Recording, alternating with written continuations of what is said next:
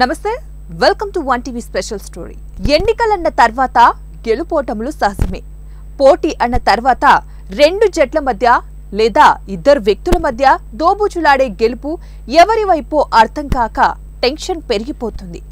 అది క్రికెట్ అయినా ఎన్నికల్లో అభ్యర్థులైనా ఆశలు పెంచుకున్నా పాటించే ఫార్మెట్లో ఒక్క తప్పటడుగు వేసినా కూడా ఓటమి మింగేస్తుంది. మనోవేదన, మర్చిపోలేని చేదు నిజం, జీర్ణించుకోలేని వైవిధ్యం. ఈ గెలుపు ఓటములను రెండింటిని ఒకేలా స్వీకరించే నేత ఇప్పుడు మన ముందు కనిపించబోతున్నాడు. ఇంతకీ ఏంటా సంగతి? చూడటానికి వినటానికి ఏపీలో అందరికీ సుపరిచితమైన నేతలే ఆ ఇద్దరు. మరో మాటగా చెప్పాలంటే ఇద్దరు గెలిచే అభ్యర్థులే, కానీ ఈసారి ఒకరు ఓడిపోతున్నారు. ఆ ఇద్దరు సాక్షాత్తు గురు శిష్యుల్లాంటి వారు. ఈ ఇద్దరు ఒకరంటే ఒకరికి అభిమానం, గౌరవం. ఇప్పుడు తాజా పరిణామాలు ఇద్దరు ప్రత్యర్థులుగా మారారు. ఇంతకీ గెలిచేది గురువా లేదంటే శిష్యుడా? ఈసారి ఓటమి గురు శిష్యులలో ఎవరిని పలకరిస్తుంది? ఇలా చెబితే మనకు అర్థం కాదు గాని ఇంతకీ ఈ కథకు మూలం ఎక్కడా, కారకులు ఎవరు? Let's watch the story. మనం ఇప్పుడు చూస్తున్నది భీమిలి నియోజకవర్గం. 2019 నాటికి ఈ నియోజకవర్గంలో మొత్తం 3,05,958 మంది ఓటర్లు ఉన్నారు. గతంలో అంటే 2019లో ఇక్కడి నుంచి వైఎస్ఆర్సీపీ నుంచి ముత్తంశెట్టి శ్రీనివాసరావు, టీడీపీ నుంచి సబ్బం హరి, జేఏసీ నుంచి పంచకర్ల నాగ సందీప్లు పోటీ చేశారు. ఒక్కసారి అప్పటి అనాలిసిస్ ను రివైజ్ చేస్తే వైసీపీ ముత్తంశెట్టి శ్రీనుకి 1,01,629 ఓట్లను సంపాదించుకుంటే టీడీపీ నుంచి పోటీ చేసిన సబ్బం హరికి 91,917 ఓట్లు పోలయ్యాయి. ఇక తాజా పరిణామాలకొస్తే ప్రస్తుతం ఇక్కడ విచిత్ర పరిస్థితులు నెలకొన్నాయి. 2024 పరిణామాలు భీమిలికి ఓ పెద్ద పరీక్షగానే మారనుంది. వైసీపీ నుంచి అవంతి శ్రీనివాసరావు, టీడీపీ నుంచి గంటా శ్రీనివాసరావులు పోటీ చేస్తూ ఉన్నారు. జస్ట్ ఈ ఇద్దరి ఇంటి పేర్లు మార్పే గాని ఇద్దరి మనస్తత్వాలు ఒకటే. ఒకరంటే ఒకరికి ప్రాణం, అది స్నేహానికి మించిన ఆత్మీయత. పురాణాలలో లిఖించబడ్డ ఓ కథా సారాంశానికి చెందింది. ఈ ఇద్దరి మధ్య ఇప్పుడు ఏర్పడ్డ తాజా పరిణామం. ఈ ఇద్దరు గెలిచే అభ్యర్థులే, కానీ ఒకే పార్టీలో ఉండి వేరువేరు నియోజకవర్గాల నుంచి పోటీ చేస్తే మాత్రం ఖచ్చితంగా ఇద్దరూ నెగ్గి తీరుతారు. కానీ ఇప్పుడు పార్టీలు వేరు, పోటీ ప్రత్యర్థి వైరం. దాంతో ఈ ఇద్దరిలో ఒకరిని ఓటమి పలకరించక తప్పదనే నగ్న సత్యాన్ని ఈ ఇద్దరి నేతల అభిమానులు జీర్ణించుకోలేకపోతున్నారు. ఇక ఇక్కడ విచిత్ర సంఘటన ఏంటంటే ప్రజారాజ్యం పార్టీ ఆవిర్భావంలో అవంతి శ్రీనివాసరావుని రాజకీయాలకు పరిచయం చేసింది గంటా శ్రీనివాసరావే. దాంతో గంటా శ్రీనివాసరావును అవంతి శ్రీనివాసరావు గురువుగా భావిస్తారు. గంటా కూడా అంతే, అవంతిని శిష్యుడిగానే భావిస్తారు. మరో మాటగా చెప్పాలంటే ఈ ఇద్దరిలోనూ రాజకీయాల్లో సహజంగా ఉండే పోటీతత్వం, స్వార్థంగాని ఈ ఇద్దరి మధ్య అస్సలు కనిపించదు. ఒకరంటే ఒకరికి అభిమానం, ఒకరంటే మరొకరికి ప్రాణం. గంటా గెలుపును కలలో కూడా కలవరించే అవంతి అభివృద్ధిని ఎల్లప్పుడూ ఆకాంక్షించే గురువుగా గంటా శ్రీనివాసరావు ప్రశంసలు అందుకుంటూనే ఉన్నారు. అంటే గురువు గెలవాలని ఆకాంక్షించే శిష్యుడు, శిష్యుడు గెలవాలని ఆకాంక్షించే గురువు. మహాభారత యుద్ధంలో నేలకు ఒరిగిపోతూ ఆయుష్మాన్ భవ అని దీవించే కర్ణుడు, భీష్ముని క్యారెక్టర్స్ ఇక్కడ కళ్లకు కట్టినట్లు కనిపించబోతున్నాయి.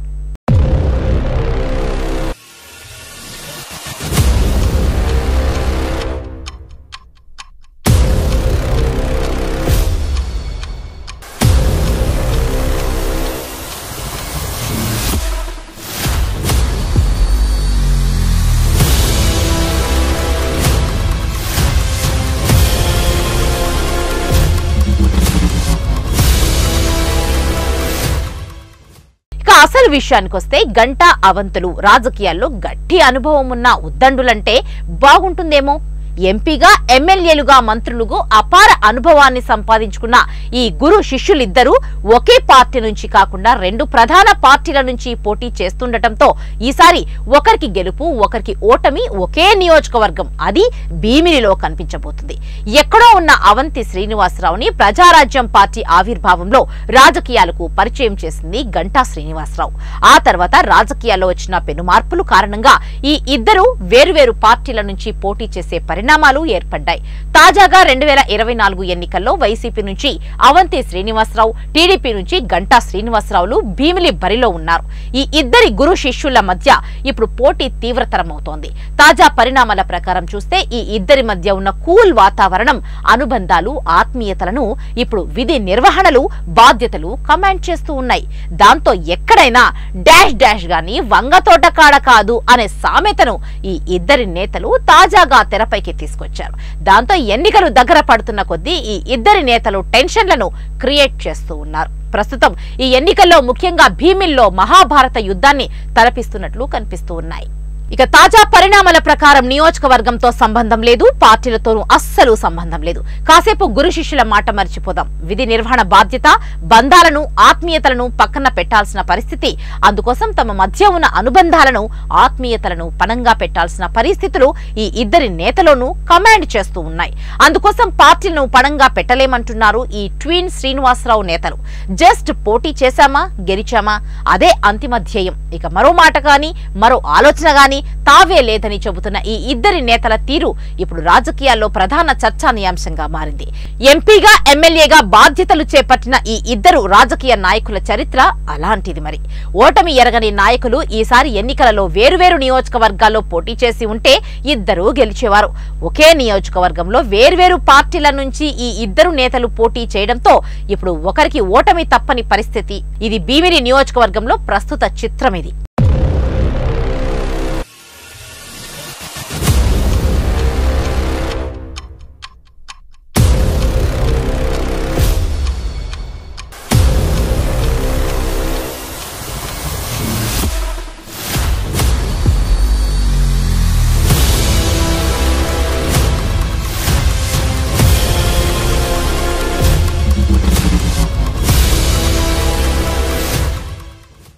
వైసీపీ నుంచి పోటీ చేసిన అవంతి శ్రీనివాసరావు కాస్త దూకుడు పెంచారనే చెప్పాలి. వైసీపీ గురించి ఎవరైనా చెడ్డగా మాట్లాడితే అంత పెద్దగా పట్టించుకుని ఆయన ఇప్పుడు పార్టీ పైన గానీ లేదా తన పైన గానీ ఎవరైనా విమర్శిస్తే ఘాటుగానే స్పందిస్తూ ఉన్నారు. విమర్శకుల నోళ్లు మూయించేలా ఘాటు పదజాలాలతో చీల్చి చెండాడుతూ ఉన్నారు. జగన్ పథకాలు ఇచ్చారు, ప్రజలు ఓట్లు వేస్తారంటూ ప్రగాఢ నమ్మకాన్ని వ్యక్తపరుస్తున్నారు అవంతి శ్రీనివాస్. జగన్ ఇచ్చిన హామీలు 90% నెరవేర్చేశారని, ఇక మిగిలి ఉన్న 10% కూడా రాబోయే ఎన్నికల తర్వాత ప్రజలు అధికారం ఇస్తే నెరవేరుస్తానని ఆ పార్టీ కార్యకర్తలే హామీలు గుప్పించేస్తూ ఉన్నారు. దాంతో అవంతి శ్రీనివాస్ మాత్రం ఇంట్లో కూర్చోబెట్టి డబ్బులు పంచే ప్రభుత్వం ఏదైనా ఉంది అంటే ఆ క్రెడిట్ కేవలం వైసీపీకే దక్కుతుందని ప్రశంసలు గుప్పిస్తున్నారు. ఇక పోలవరం, అమరావతి 3 రాజధానుల కంపెనీలు, పెట్టుబడులు ఈసారి అధికారంలోకి వస్తే తప్పక ఆలోచిస్తారని హామీలు ఇవ్వడంతో రాజకీయ వర్గాల్లో ఈ ఇద్దరి పోటీల విషయంలో ప్రధాన చర్చానీయాంశంగా మారింది. మరోవైపు మౌనమే అర్ధాంగీకారం అనే రీతిలో గంటా శ్రీనివాసరావు వ్యవహార శైలి ఉంటుంది. ఎవరు ఏది చెప్పినా వినడం మాత్రమే ఆయన వంతు. ప్రతిదానికి నవ్వుతూ తల ఊపడం ఆయన మనస్తత్వం అయితే, కార్యనిర్వహణ, ఆచరణలు మాత్రం ఆయన చేతల్లో కత్తి కంటే పదునుగా ఉంటాయి. ఏది బయటకు చెప్పకుండా తాను ఏం చెయ్యాలో అది చేస్తూ సంచలనాలు సృష్టించడం గంటాకే సాధ్యం అంటున్నారు విశ్లేషకులు.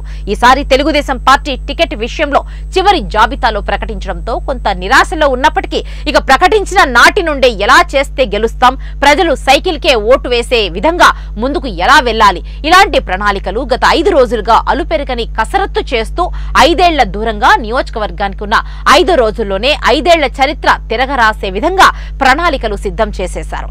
దాంతో ఆయన ప్రణాళికలు, కార్యాచరణలు విన్న తెలుగు తమ్ముళ్లకు నో వాయిస్, ఓన్లీ యాక్షన్ అంటూ బరిలోకి దూకేశారు. నియోజకవర్గంలో ప్రతి గల్లీ, ప్రతి ఇల్లు వదలకుండా సైకిల్ ప్రతిష్టతో పాటు చంద్రబాబు భరోసాను కూడా వివరించి, విశ్లేషించి మరీ చెబుతూ ఉన్నారు. దాంతో తాజా పరిణామాల ప్రకారం ఇప్పటికే అధికార పక్షం పైన, ఆ పార్టీ అధినేత జగన్ పైన ఉన్న వ్యతిరేకతకు మరింత మసాలా నూరి పోస్తున్నారంటున్నారు రాజకీయ విశ్లేషకులు. ఇప్పుడిక అసలు విషయానికి వద్దాం. రాజకీయ ఓనమాలు నేర్పిన గురువుపై ఓటు కత్తిని దూసిన శిష్యుడిగా, ఓనమాలు నేర్పిన భీష్ముడిపై విల్లు ఎక్కుపెట్టిన అర్జునుడిలా అవంతి మారతారా? లేక అయిన వాళ్ళ కోసం ఇచ్చిన మాటకు కట్టుబడి నేల కూలిన కర్ణుడిలా అందుకు మరో పోలిక ఏదైనా ఉందా? శిష్యుడు గెలుపు కంటే తన గెలుపే ముఖ్యం కాదనుకున్న గంట తనను నమ్మి పరువుడు చేతిలో పెట్టిన టీడీపీని గద్దెరెక్కించే సాహసం చేస్తారా? ఏది ఏమైనా ఈ ఇద్దరి మధ్య పోరు గెలుపు వరించేది ఎవరిని? ఓడిపోయినా ఈ ఇద్దరి మధ్య అదే స్నేహం, అదే సన్నిహిత్యం కొనసాగుతుందా? Let's see and wait. మరికొద్ది రోజుల్లో తేలిపోనుంది. Until then, keep smile and stay tuned. 1TV. ప్రతి క్షణం ప్రజల పక్షం.